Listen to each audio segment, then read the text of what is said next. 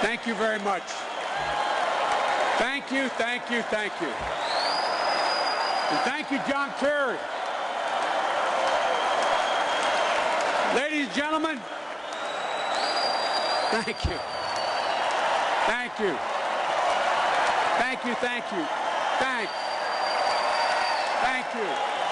I appreciate it. Thank you very much. You know, folks, my dad used to have an expression.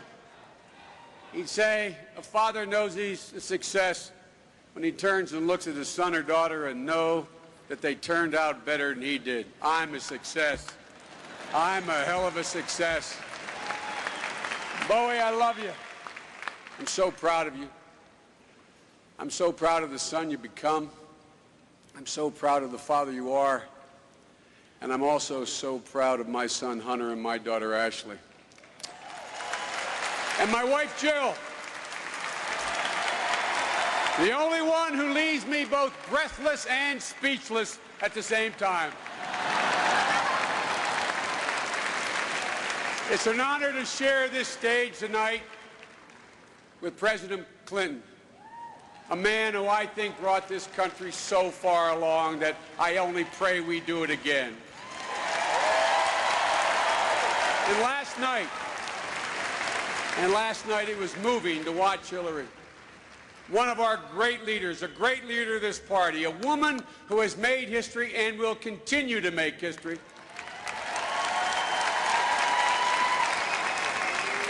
A colleague, my friend, Senator Hillary Clinton.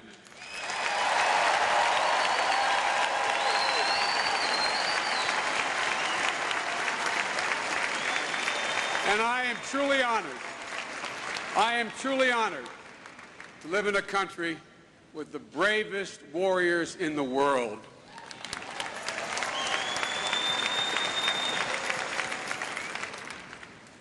And I'm honored to represent the first state, my state, the state of Delaware. Since I've never been called a man of few words, let me say it as simply as I can.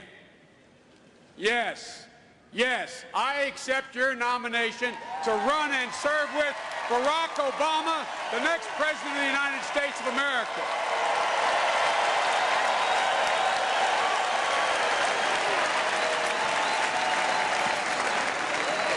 And let me make this pledge to you right here and now. For every American who is trying to do the right thing, for all those people in government who are honoring the pledge to uphold the law and honor the Constitution, no longer will you hear the 8 most dreaded words in the English language. The Vice President's office is on the phone.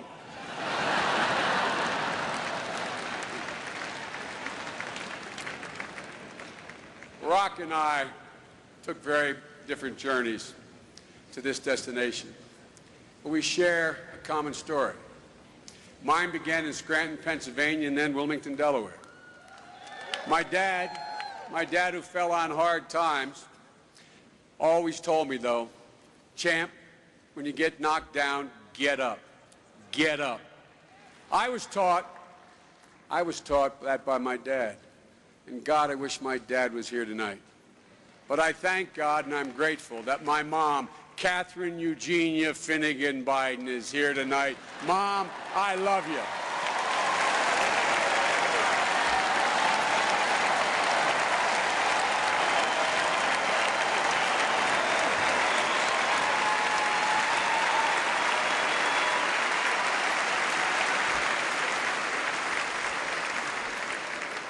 You know, my mom taught her children, all the children who flock to our house, that you're defined by your sense of honor and you're redeemed by your loyalty. She believes that bravery lives in every heart, and her expectation is that it will be summoned. Failure at some point of your life is inevitable, but giving up is unforgivable. As a child, I stuttered. And she lovingly would look at me and tell me, Joey, it's because you're so bright you can't get the thoughts out quickly enough. When I was not as well dressed as the other kids, she'd look at me and say, Joey, oh, you're so handsome, honey, you're so handsome. And when I got knocked down by guys bigger than me, and this is the God's truth, she sent me back out and said, bloody their nose so you can walk down the street the next day. And that's what I did.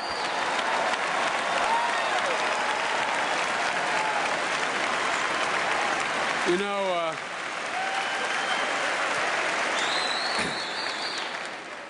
and after the accident, she told me, she said, Joey, God sends no cross that you cannot bear. And when I triumphed, my mother was quick to remind me it was because of others. My mother's creed is the American creed. No one is better than you. Everyone is your equal, and everyone is equal to you. My parents taught us.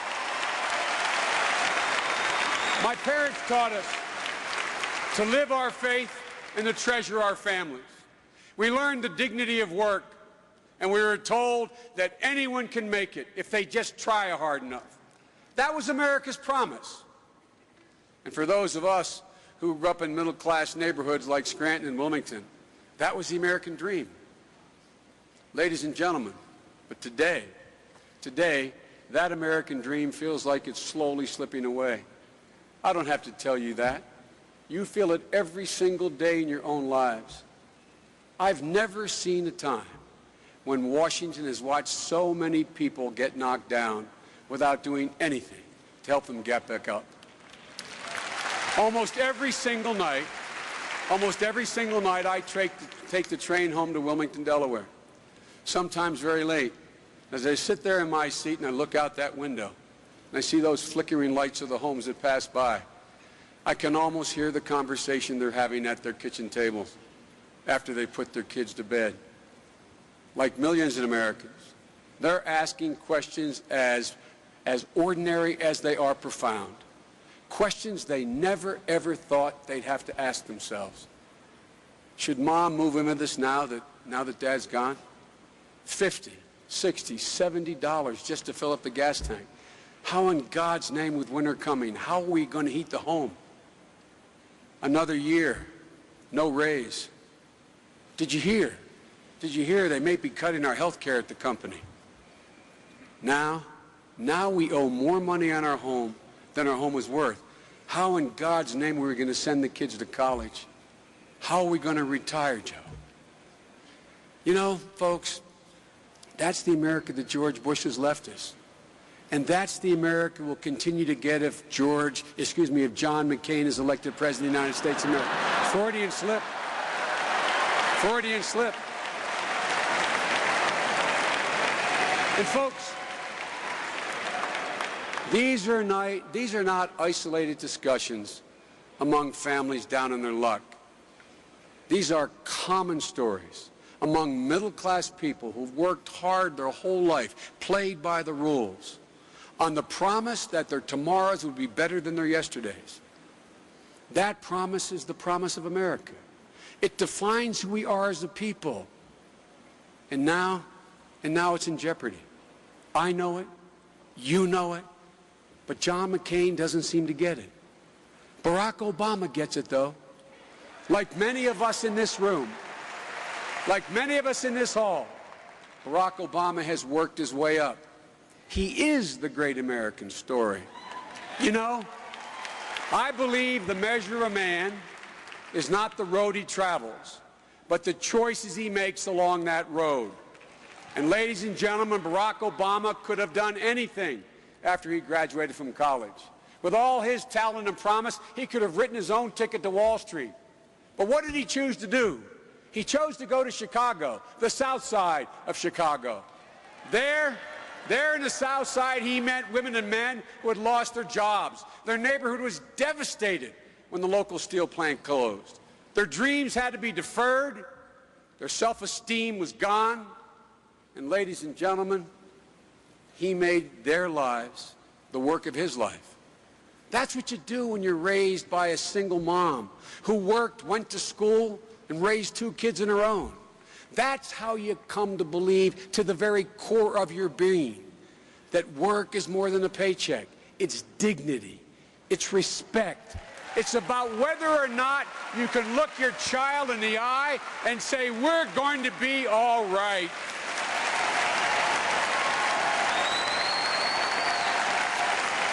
Because Barack Obama made that choice, 150 more children and parents have health care in Illinois. He fought to make that happen. And because Barack Obama made that choice, working families in Illinois pay less taxes, and more people have moved from welfare to the dignity of work, and he got it done. And when he came to Washington,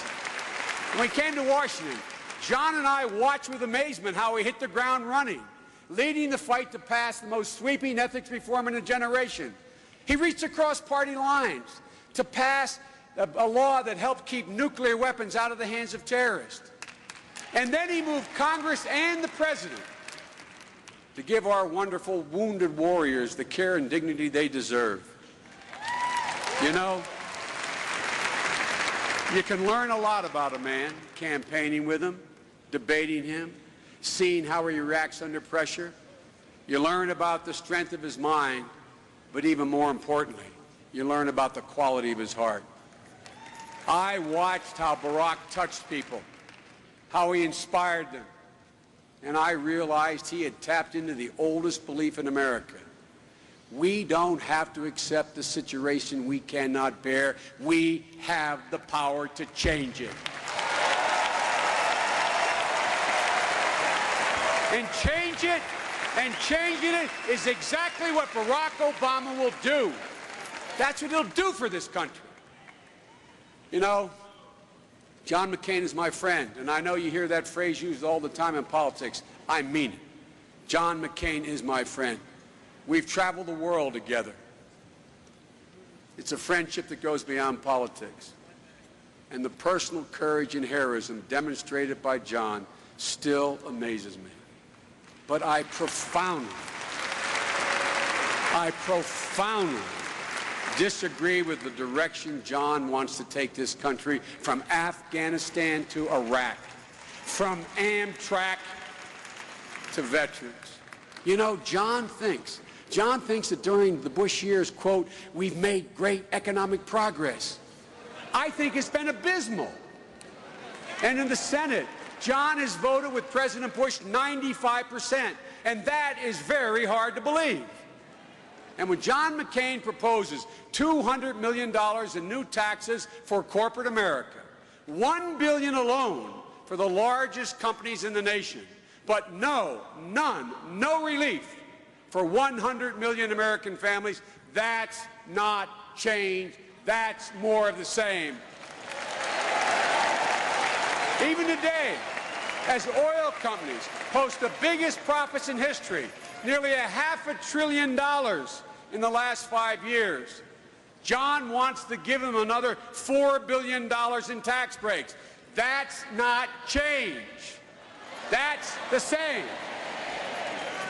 And during the same time, John voted again and again against renewable energy, solar, wind, biofuels. That's not change. That's more of the same. Millions of Americans have seen their jobs go offshore. Yet John continues to support tax breaks for corporations that send them there. That's not change. That's more of the same. He voted 19 times against the minimum wage for people who are struggling just to make it to the next day. That's not change. That's more of the same. And when he says he'll continue to spend $10 billion a month when the Iraqis have a surplus of nearly $80 billion, that's not change. That's more of the same. The choice in this election is clear. These times require more than a good soldier. They require a wise leader. A leader who can change the change that everybody knows we need. Barack Obama is going to deliver that change, because I want to tell you, Barack Obama will reform our tax code. He will cut taxes for 95% of the American people who draw a paycheck. That's the change we need. Barack Obama will transform the economy by making alternative energy a national priority, and in the process creating 5 million new jobs, and finally, freeing us from the grip of foreign oil. That's the change we need. Barack Obama knows that any country that out-teaches us today will out-compete us tomorrow. That's why he'll invest in the next generation of teachers and why he'll make college more affordable. That's the change we need. Barack Obama will bring down health care costs by $2,500 for the average family, and at long last deliver affordable, accessible health care for every American. That's the change we need. Barack will put more cops on the street, put security back in Social Security, and he'll never, ever give up until we achieve equal pay for women.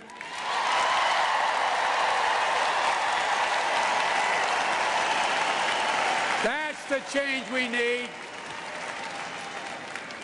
And as we gather here tonight, our country is less secure and more isolated than it has been any time in recent history. The Bush foreign policy has dug us into a very deep hole with very few friends to help us climb out.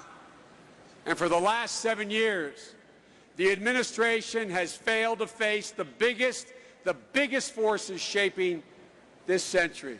The emergence of Russia, China, and India as great powers, the spread of lethal weapons, the shortage of secure supplies of energy, food, and water, the challenge of climate change, and the resurgence of fundamentalism in Afghanistan and Pakistan, the real central front in the war on terror.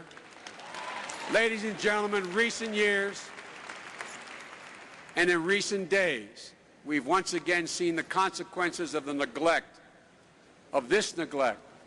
with Russia challenging the very freedom of a new democratic country of Georgia. Barack and I will end that neglect. We will hold Russia accountable for its actions, and we will help the people of Georgia rebuild. I've been on the ground in Georgia, Iraq, Pakistan, Afghanistan, and I can tell you in no uncertain terms, this administration's policy has been an abysmal failure. America cannot afford 4 more years of this failure. And now, despite being complicit in this catastrophic foreign policy, John McCain says Barack Obama is not ready to protect our national security. Now let me ask you this. Whose judgment do you trust? Should you trust the judgment of John McCain when he said only 3 years ago, Afghanistan, we don't read about it anymore in the papers because it succeeded? Or should you believe Barack Obama, who said a year ago, we need to send 2 more combat battalions to Afghanistan? The fact of the matter is, Al-Qaeda and the Taliban, the people who actually attacked us on 9/11, they've regrouped in the mountains between Afghanistan and Pakistan, and they are plotting new attacks. And the chairman of the Joint Chiefs of Staff has echoed Barack's call for more troops. John McCain was wrong, and Barack Obama was right.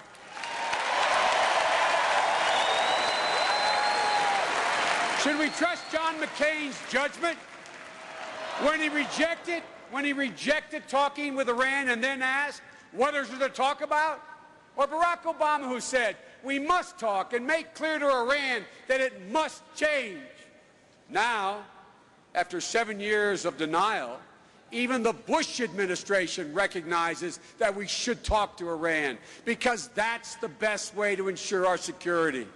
Again and again, John McCain has been wrong and Barack Obama is right. Should we trust John McCain's judgment when he says we can't have no timelines to draw down our troops from Iraq, that we must stay indefinitely? Or should we listen to Barack Obama, who says shift the responsibility to the Iraqis and set a time to bring our combat troops home? Now, after 6 long years, the administration and the Iraqi government are on the verge of setting a date to bring our troops home. John McCain was wrong and Barack Obama was right. Again and again, on the most important national security issues of our time, John McCain was wrong and Barack Obama has been proven right. Folks, remember when the world used to trust us, when they looked to us for leadership? With Barack Obama as our president, they'll look at us again, they'll trust us again, and we'll be able to lead again. Folks, Jill and I are truly honored to join Michelle and Barack on this journey. When I look at their young children, when I look at my grandchildren, I know why I'm here. I'm here for their future. I'm here for everyone I grew up with in Scranton and Wilmington. I'm here for the cops and the firefighters, the teachers and the assembly line workers, the folks whose lives are the very measure of whether the American dream endures. Our greatest presidents, from Abraham Lincoln to Franklin Roosevelt to John Kennedy, they all challenged us to embrace change. Now it is our responsibility to meet that challenge. Millions of Americans have been knocked down, and this is the time, as Americans together, we get back up together. Our debt to our parents and our grandparents is too great. Our obligation to our children is too sacred. These are extraordinary times. This is an extraordinary election. The American people are ready. I am ready. Barack is ready. This is his time. This is our time. This is America's time. God bless America, and may God protect our troops. Thank you very much. Thank you.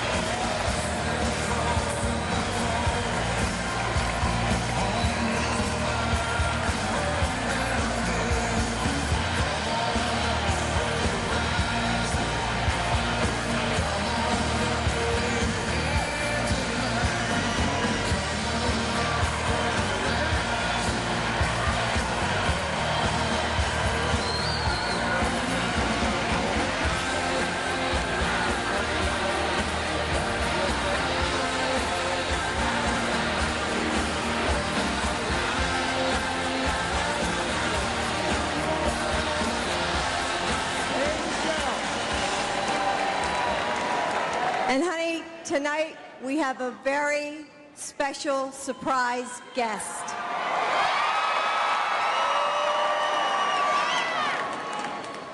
Who?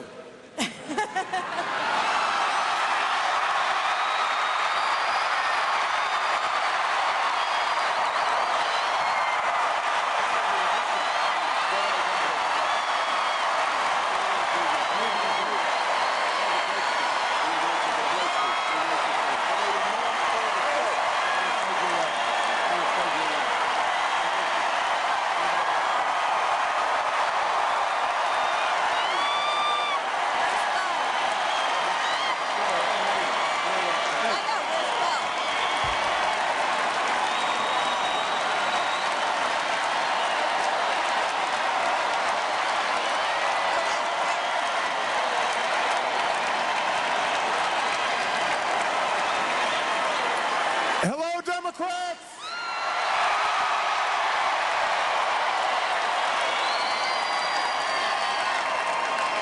I just wanted to come out here for a little something to say.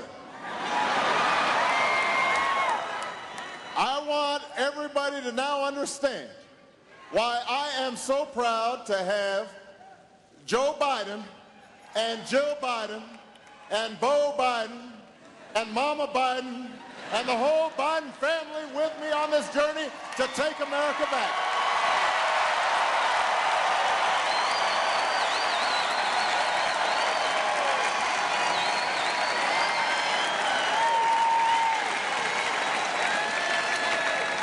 I think the convention's gone pretty well so far. What do you think?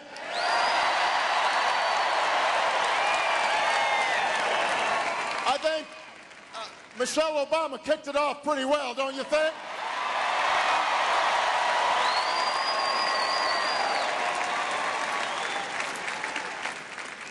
If I'm not mistaken, Hillary Clinton rocked the House last night.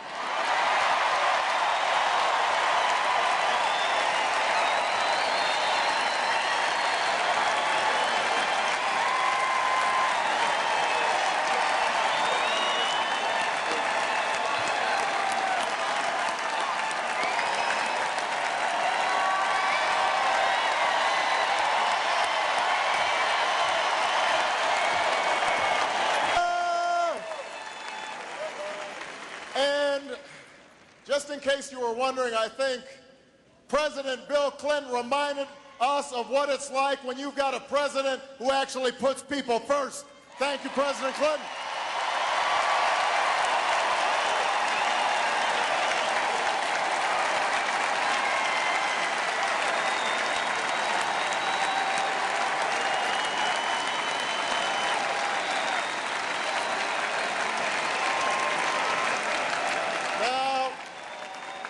We are going to be moving to Mile High Stadium tomorrow.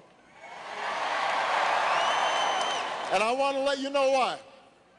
At the start of this campaign, we had a very simple idea, which is change in America doesn't start from the top down, it starts from the bottom up. That change is brought about because ordinary people do extraordinary things. And so we want to open up this convention to make sure that everybody who wants to come can join in the party and join in the effort to take America back. I think we are going to have a great night tomorrow night, and I look forward to seeing you there. God bless you. God bless America.